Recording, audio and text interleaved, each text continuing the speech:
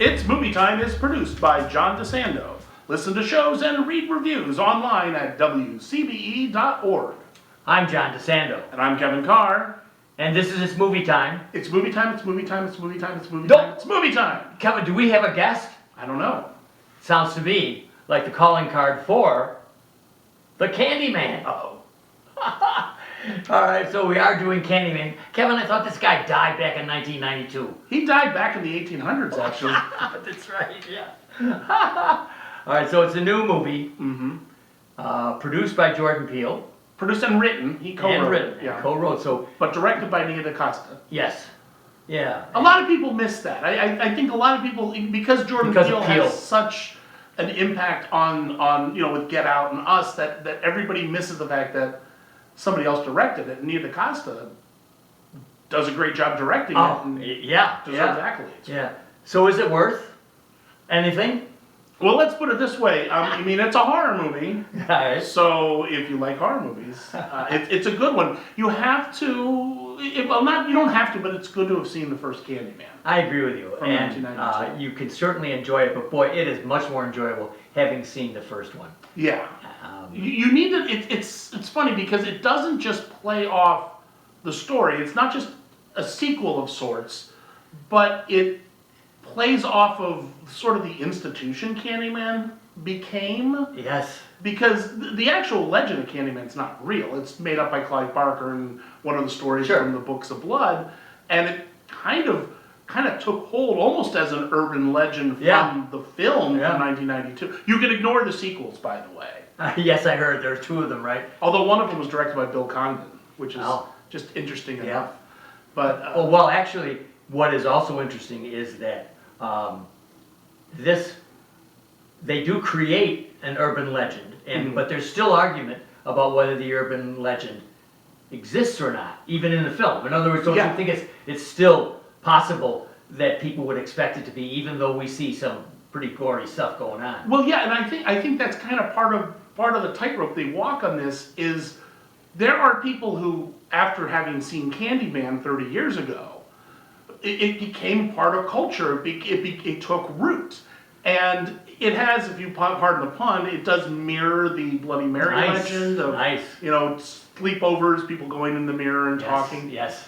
But the Candyman legend was made up by Clive Barker, but it's become an argument now, where people are like, no, it's a real urban legend because the movie was made 30 years ago. Now, what is horrible here is the gentrification of Cabrini Green. Yeah. And I guess I don't even know if it's set in that, but it's certainly set in the high posh apartments around it. Yeah, well, it's the Cabrini Green apartment where they reference where the Candyman and the horrors are happening. It's still part of Cabrini Green and hadn't been completely turned over yet. Yeah. But it's a different section than what was in the original movie because it was a high rise in the original movie. That's correct. Yeah, that's gone. Yeah, and really. The big difference between this, because you talk about Cabrini Green plays an important role in the first movie. Sure does. But the big difference from this one is it comes at it from an African American perspective. Sure does. And that's important because it's kind of become a thing in the African American community because it's a horror movie that involves black people. Yeah. If you go back to the original movie. But still, even then, you look at the original movie and its terrible sequels, every single one is about a pretty white girl who's blonde, who is studying Candyman, doesn't believe it, says it 5 times in a mirror, and then all this horrible stuff happens. The black people in those movies are secondary characters. This one puts them in the forefront, which I think is good. I think it's important. Oh, it's great. It's a great job of doing that. And what I love about it, too, is that it's very honest about it, because not all the black folk currently, all upscale, it would seem, are good people. Yeah. I mean, so it's not like they're going to make saints out of the black people now just to make sure the whites know that they were horrible to them way back.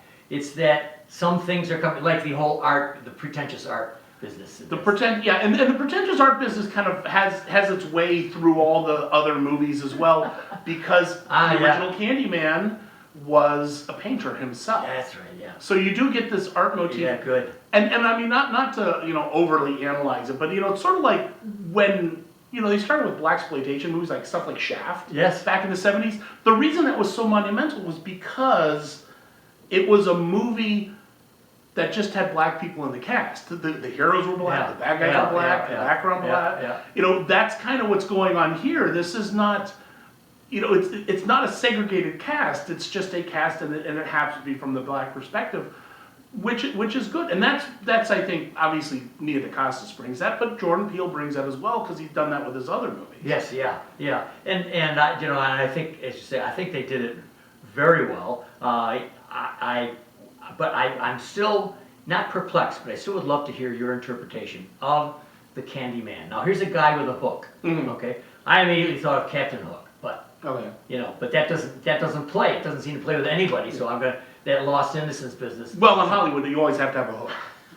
Right, you do have to have a hook. And there's a great shot in this movie where we have that going elsewhere. We have the hook. Yeah. And what a great, like I can't believe this is happening. Yeah. As things are going to go on. You're not stopping the Candyman. Yeah. He's going to continue to go on. So do you think horror fans will like this, or are we starting to analyze it a bit too much, and particularly looking at the racial business, the white supremacy business? Well, here's the thing. I mean, there is a certain voice out there right now that are saying this movie's too woke. Just tell a horror. Have you seen the first movie? The first movie's about race, and it's about gentrification, and it's about segregation, and it's about systemic racism, and dealing with it, and guilt within, and choice, and the whole mirror motif is. And if you notice, this is something I recently went back and watched all the Candyman movies. Not a single black person in any movie says Candyman 5 times in a mirror.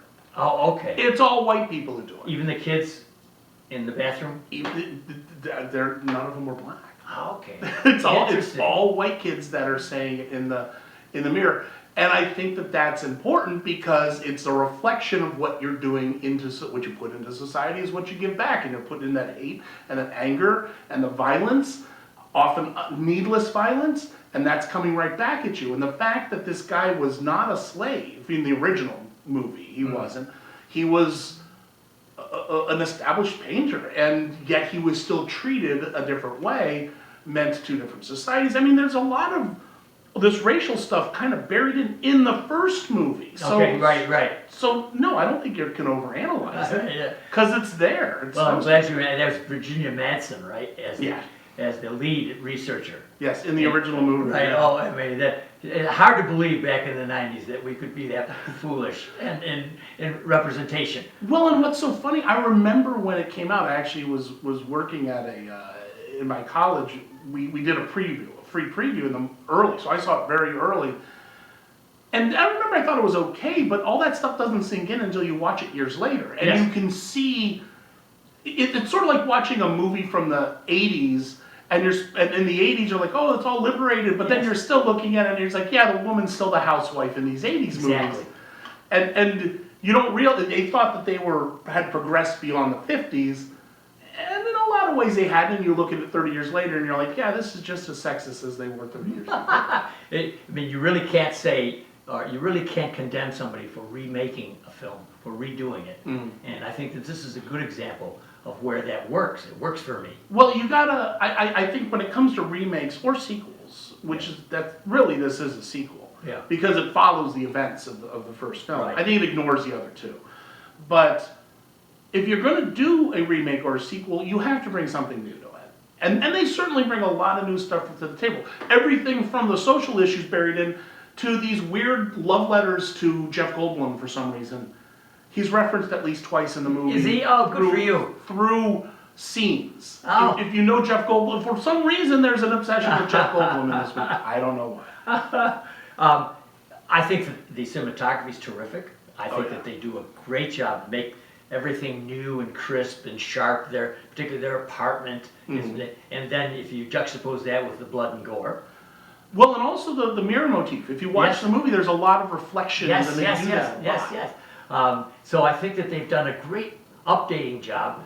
Nia does a terrific job directing this. I mean, not overdoing jump scares. I don't even know if I remember too many jump scares in this. In fact, you know my favorite jump scare in this movie is there's a scene where the main character, this guy, he's a big strapping guy. I mean, he's strong, good looking, and young, and he's ripped, and he's going through the apartment in Cabrini Green, and it's all dark, and some noise happens, and he practically leaps on a chair like the cliche of the person leaping on a chair, lifting up the skirt because there's a mouse. Oh, right. He has that reaction. Yes, right. And that from that moment it galvanizes his own fear. And it shows that even though he's this big, strong guy, he is still dealing with something at its core that scares him. And this is Anthony you're talking about? Yes, the main guy. Yeah, right. And Yaha is his, Yahya Abdul-Mateen II. Yeah, he was in Watchmen, I think. Yes, I think you're right. Yeah.